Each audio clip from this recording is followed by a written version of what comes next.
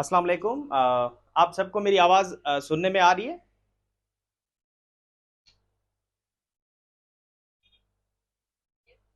ठीक है। अब आज हम ऐसे की क्लास की तरफ बढ़ते हैं क्योंकि ये क्लास रिकॉर्ड भी होते जा रहे हैं साथ साथ। देखिए ऐसे के जो बारे में मिथ है या जो रियलिटी है आज वो मैं बताने जाता हूँ। देखिए ऐसे लिखना इतना मुश्किल नहीं है। ऐसे लिखना मुश्किल नहीं है, लेकिन ऐसे के लिए जो रिक्वायरमेंट्स हैं वो आप जरा ना देखने की कोशिश करें कि रिक्वायरमेंट्स ऐसे की कौन सी है। अच्छा जी, आवाज अपनी बंद रखें, किसी बच्चे की आवाज आ रही है घर से।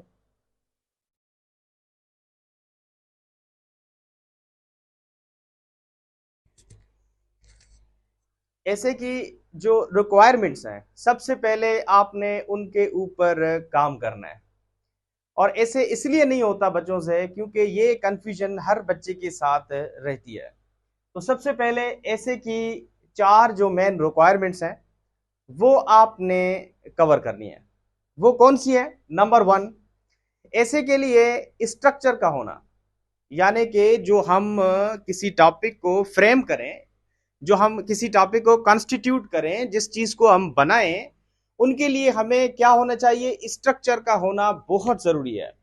वो स्ट्रक्चर किस तरह है वो मैंने यहाँ पे ड्रॉ की हुई है, वो भी मैं आपको समझा देता हूँ।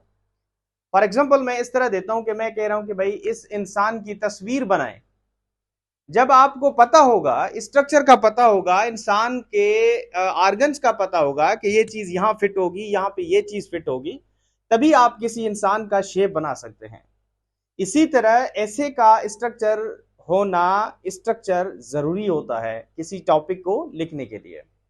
तो जिन बच्चों को स्ट्रक्चर का पता नहीं है तो वो ऐसे नहीं लिख पाएंगे, चाहे वो कितने भी आलम आलम क्यों ना हो, हजारें बुक्स पढ़ी क्यों ना हो, लेकिन वो कभी भी ऐसे नहीं लिख पाएगा। नंबर टू, बहुत सारे बच्चों में आइडियाज की कमी होती है। अब ये आइडियाज किस तरह होते हैं? फॉर एग्जाम्पल आपको कोई टॉपिक दी जा रही है, आप लिख नहीं पा रहे हैं। इसकी वजह क्या है? इसकी वजह यह है कि आपके पास इस टॉपिक के लिए मवाद नहीं है, आपको आइडियाज नहीं है कि इस टॉपिक को लिखा कैसे जाए, कौन से आइडियाज को यहां पे फिट करना है। फॉर एग्जाम्पल मैंने आपको कहा, write down a detailed essay on culture of Cambodia. अब कंबोडिया जो है एक स्टेट है, वो है अफ्रीकन स्टेट। अब कंबोडिया के बारे में आपको कुछ पता ही नहीं है, आपको कुछ पढ़ा हुआ नहीं है, आपके पास आइडियाज है ही नहीं, तो आप कैसे लिख पाएंगे? तो इसी तरह जब ऐसे दिया जाता है तो बच्चों के पास आइडियाज नहीं होते, वो रीडिंग करते ही नहीं है। जब रीडिंग नहीं है उस टॉपिक के हवाले से तो आप वो टॉपिक लिख के नहीं सकते कभी भी। उसके बाद अब इस सवाल आता है कि ये आइडियाज फिर कहां से आ सकते हैं और कैसे हम इसको हासिल कर सकते हैं। तो इनके लिए रीडिंग का होना बहुत जरूरी है। रीडिंग कहां से करें?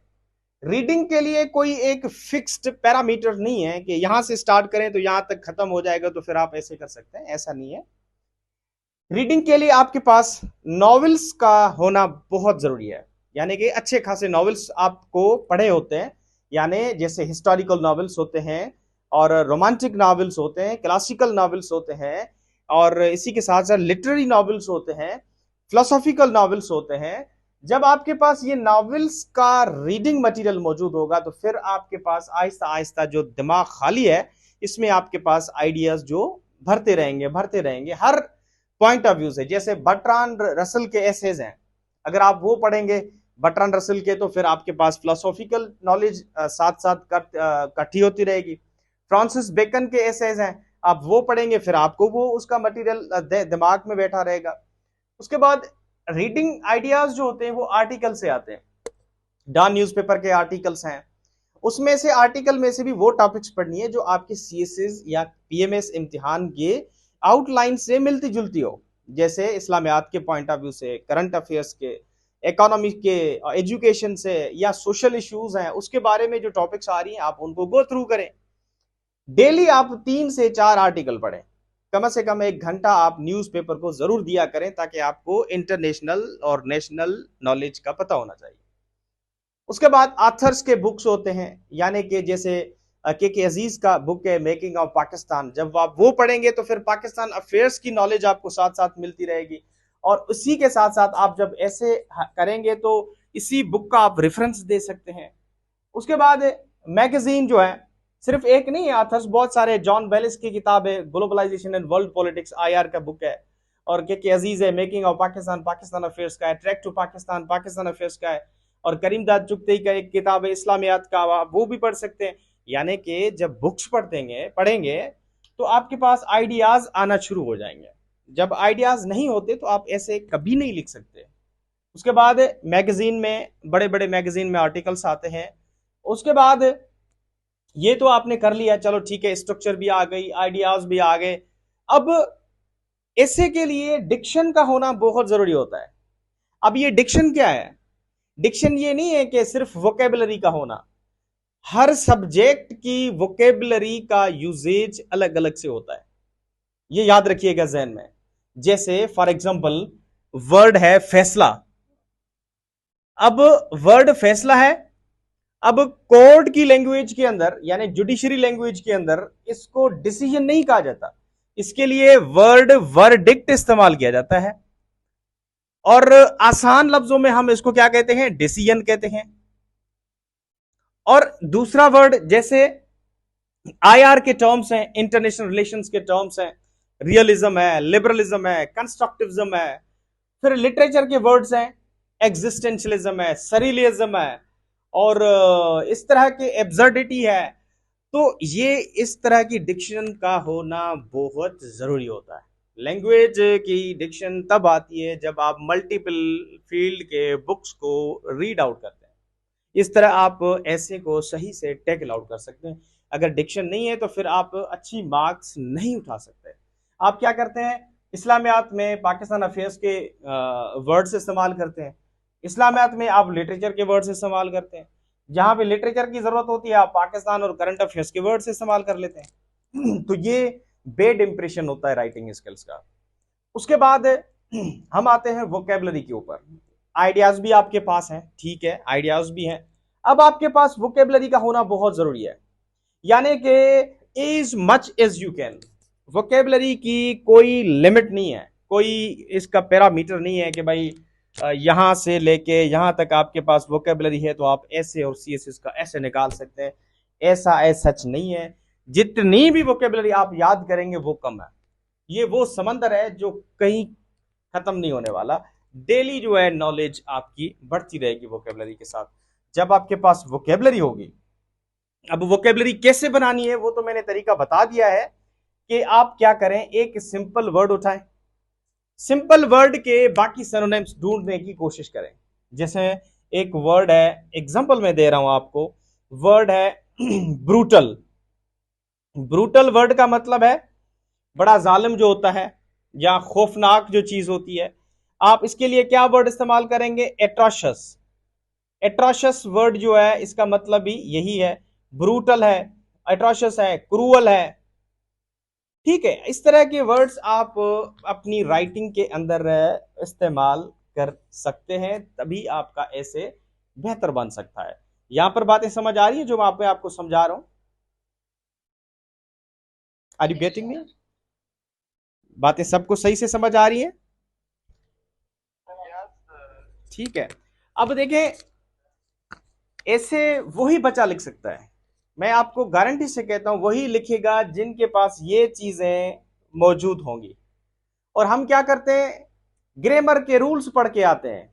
अली अंब खाई रहे आए, इन्हें के ये इस्तेमाल कब आए, इस तरह नहीं होता कुछ भी। ऐसे के लिए आपके पास ये चीजें बहुत मैटर करती हैं और हमें वो पता ही नहीं है, और हमें कोई बताता भी नहीं है। बस कहते हैं भाई ऐसे लिख के आओ। भाई ऐसे ऐसे कैसे लिख सकते हैं आप ऐसे तब लिखेंगे जब आपके पास रीडिंग का मटेरियल और ये चीजें होती हैं।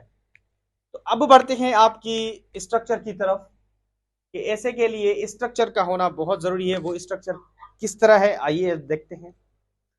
अब देखिए, सबसे पहले, अच्छा जी आवाज बंद रखें, अपनी आवाज आ रही है? ठीक है। अब इंट्रोडक्शन, सबसे पहले ऐसे के तीन मेन पॉइंट्स होते हैं, तीन तीन। अगर ये 3 पॉइंट्स आपको अच्छे से आ रही हैं तो मैं समझता हूं कि आप अच्छे से ऐसे लिख सकते हैं। ऐसे की स्टार्ट, ऐसे का जो स्टार्ट है ना, आपने कहां से तैयार करना है। अगर आप बिगिनर्स हैं तो मैं आपको आज सिंपल तरीका बताता हूं। नंबर 1, आप ना वर्ड से इस्तेमाल करें, ऐसे को वर्ड से इस्तेमाल करें। वर्ड, वर्ड मतलब कैसे, वर्ड आपने देखा, फिर वर्ड, इसी वर्ड का आपने क्या बनाया, सेंटेंस बनाया। जब आप वर्ड का सेंटेंस बनाना शुरू करेंगे सही से सही माना में, तभी आप ऐसे लिख सकते हैं।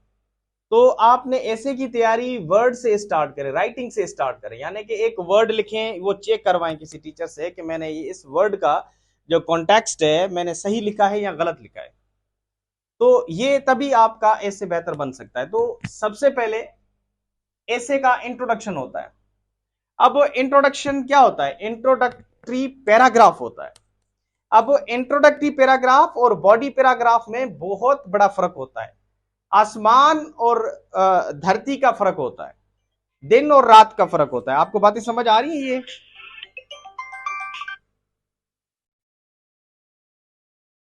जी, बातें समझ आ रही हैं आपको?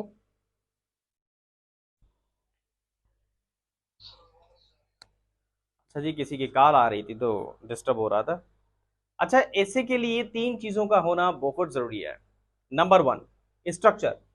स्ट्रक्चर के 3 पॉइंट्स कौन से हैं? Number 1 is introduction. अब इंट्रोडक्शन क्या होता है? इंट्रोडक्शन के अंदर 3 चीजें होना बहुत जरूरी है। इंट्रोडक्टरी पैराग्राफ के अंदर की बात कर रहा हूं मैं। आपने क्या करना है, शॉर्ट ऐसे बनाने। शॉर्ट ऐसे, आप बड़ी लेंथ वाले 1500 वर्ड्स के ऐसे नहीं बनाने की कोशिश करें। आप 300 वर्ड्स के ऐसे बनाएं, आप 400 वर्ड्स के ऐसे बनाएं। आप स्टार्ट ही आप करते हैं 26 वर्ड्स के, 3000 वर्ड्स के, 1500 वर्ड्स के। आपके पास वो नॉलेज ही नहीं है, आपके पास वो कैपेसिटी नहीं है, आप वो कैसे बना सकते हैं? आप स्टार्ट करें बिल्कुल बेसिक से। 300 वर्ड्स के ऐसे बनाएं, 200 वर्ड्स के ऐसे बनाएं, 100 का ऐसे बनाएं। शुरुआत आप ऐसा करें, इस तरह करें। आप बड़े ऐसे लिखने की चक्कर में ना आप हेक्टिक भी हो जाते हैं, आपको पता भी नहीं होता यार ये तो मैं लिख लिख के थक गया हूं, मुझसे ऐसे नहीं हो पा रहा। आप स्टार्ट ही जंप लगाते हैं लास्ट स्टेप पे, तो ऐसा तो नहीं हो सकता ना। पहले आपने स्टार्ट बहुत ही आसानी से लेनी है। अब देखें इंट्रोडक्टरी पैराग्राफ। इंट्रोडक्टरी पैराग्राफ के पहला जो पार्ट होता है, इसमें थीसिस स्टेटमेंट होती है। पहले ही पार्ट में आपने थीसिस स्टेटमेंट को स्टार्ट करना है। थीसिस स्टेटमेंट क्या होता है ये भी हम डिस्कस करेंगे अलग से। ये ऐसे का क्रक्स होता है। ये ऐसे के लिए मतलब ये फ्रूट है ऐसे का, कि ऐसे का पूरा जो ढांचा है, जो सिस्टम है, इसी चीज के ऊपर बात करेगा। किसके ऊपर? थीसिस स्टेटमेंट के अंदर। थीसिस स्टेटमेंट क्या होता है वो हम डिस्कस करेंगे। उसके बाद थीसिस स्टेटमेंट के बाद आपने इंट्रोडक्शन के पार्ट में फिर आपने फैक्ट्स को इस्तेमाल करना है। फैक्ट्स को इस्तेमाल करना है, यानी जो फैक्ट्स का होते हैं, जैसे डेटा है, कोटेशन है, और रिव्यू है किसी इदारे का, कि इसके बारे में इस इदारे ने ये कहा है। फॉर एग्जाम्पल, तो आपका टॉपिक है वाटर क्राइसिस, और इसके आप ऊपर आपने क्या लिखना है, ऐसे लिखना है। तो वाटर क्राइसिस आपका पहला जो है ना, वाटर क्राइसिस के ऊपर आपने एक सेंटेंस बनाना है या 2 सेंटेंस, वो होगा आपका थीसिस स्टेटमेंट। फिर वाटर क्राइसिस के बारे में जो डेटा आपके पास मौजूद है, यानी according to WHO, according to IMF, according to world bank, इन्होंने ये कहा है, इस चीज को हम कहते हैं फैक्ट्स। यानी आपने डेटा लगा के मजबूत बना रहे हैं अपने ऐसे को।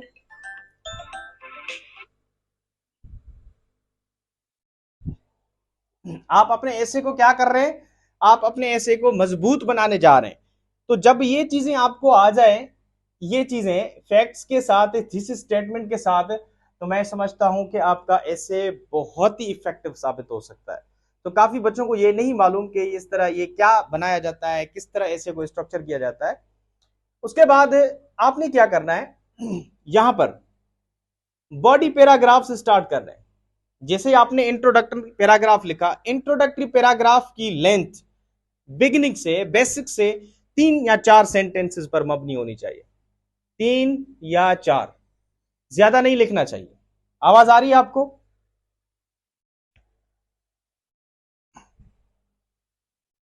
ठीक है। ऐसे के इंट्रोडक्टरी पैराग्राफ है, इनके लिए 4 सेंटेंस होना चाहिए बिगनिंग से, स्टार्ट से आपने 4 या 5, ज्यादा आपने नहीं करना है, क्योंकि जब आप एडवांस पे जाएंगे तो फिर आप 15, 20, 30 सेंटेंसेस भी बना सकते हैं, कोई इशू नहीं है। फिर वो तब होगा जब आपके पास ये चीजें मौजूद होंगी, डेटा, आइडियाज, डिक्शन, नॉलेज, तभी आपका वो पॉसिबल हो सकता है। और उसके बाद आपने बॉडी पैराग्राफ से स्टार्ट करना है। अब बॉडी पैराग्राफ्स कैसे स्टार्ट करना है?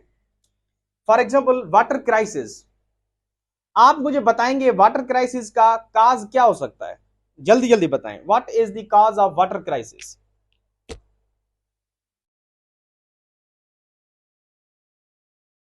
वाटर क्राइसिस का काज क्या हो सकता है, सबब? ग्लोबल वार्मिंग या क्लाइमेट चेंज आप कह सकते हैं। आवाज आ रही है? Are you getting me? आवाज देखिए, अगर आपको आवाज आ रही है तो रिस्पॉन्स करें। देखिए, वाटर क्राइसिस जो है, वाटर की कमी का सबब क्या बन सकता है? क्लाइमेट चेंज बन सकता है या आपका ग्लोबल वार्मिंग बन सकता है। तो आपने बॉडी पैराग्राफ का जो कॉज है वो आपने किस पे बनाना है? क्लाइमेट चेंज पे बनाना है। भाई क्लाइमेट चेंज जो है वो एक काज है। अब क्लाइमेट चेंज के ऊपर आपने 3 सेंटेंसेस बनाने हैं बेसिक से, यानी कि ये जो बॉडी पैराग्राफ से स्टार्ट होंगे, बॉडी पैराग्राफ के आपने एक पैराग्राफ बनाना है क्लाइमेट चेंज के ऊपर। क्लाइमेट चेंज क्या है? ये सबब है, काज है, किस चीज का? वाटर क्राइसिस का। पानी कम इसलिए हो रहा है क्योंकि ग्लोबल वार्मिंग है या क्लाइमेट चेंज का इशू है। उसके बाद आपने एक इफेक्ट का पैराग्राफ लिखना है। आप मुझे बता सकते हैं कि वाटर क्राइसिस की इफेक्ट क्या हो सकते हैं? जल्दी जल्दी बताएं, एक एक इफेक्ट बता दें जी।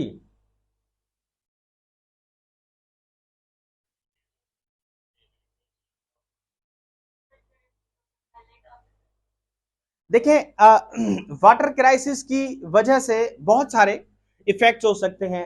स्पेशीज वाटर की जो स्पेशीज हैं वाटर की, वो भी कम हो सकती हैं। मछलियां हैं, बाकी जो जानवर रहते हैं, वो भी एक्सटिंक्ट हो सकते हैं। और एग्रीकल्चर की प्रोडक्शन के अंदर कमी आ सकती है। पाकिस्तान को इकोनॉमिक लॉस हो सकता है। और जो जमीनें हैं वो बंजर बन सकती हैं। ये क्या है? इनके इफेक्ट्स हैं।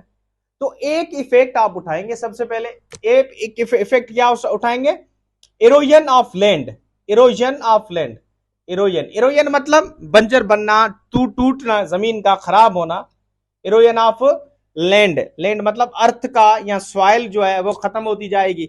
जैसे आपको पता है कि जहां पे पानी नहीं होता वो वहां पे जमीनें खराब हो जाती है, बंजर हो जाती हैं। तो ये क्या है? इसका इफेक्ट है। अब आप सॉल्यूशन बता दें। अब इफेक्ट के ऊपर आपने 3 सेंटेंसेस बनाने। अब पहला आपने बनाना है वाटर क्राइसिस।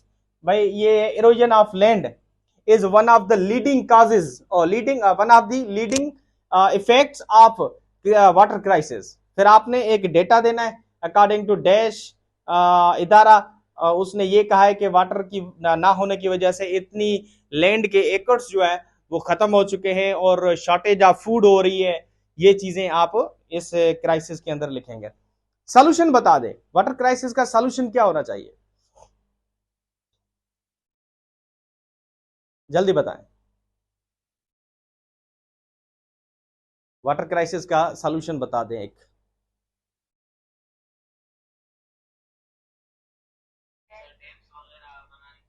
Very good.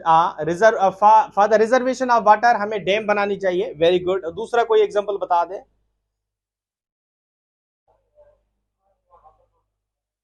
क्या होने चाहिए?